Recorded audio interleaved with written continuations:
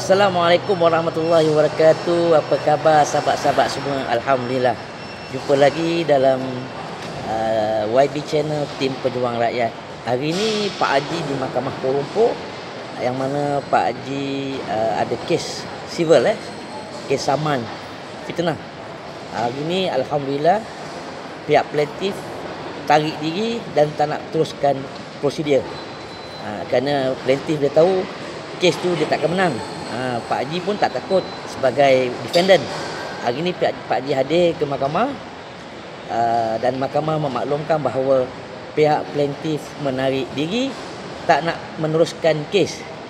Walau bagaimanapun syukur kita kepada Allah Taala, kita kena cakap yang benar, perkara yang benar. Apa masalah pun Allah akan bantu kalau kita di pihak yang benar. Jadi pertama sekali Pak Haji ucapkan jutaan terima kasih kepada sahabat-sahabat yang selama ni bersama-sama dengan Pak Haji, sokong Pak Haji dalam Pak Haji punya channel.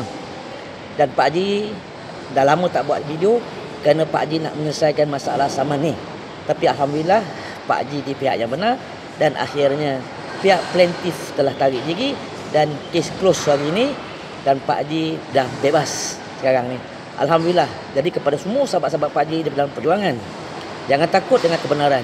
Cakap yang benar, insya-Allah Allah akan bersama-sama dengan kita. Jadi kepada rakan-rakan yang lain, insya-Allah lepas ni Pak Haji akan meneruskan perjuangan Pak Haji di dalam channel Pak Haji.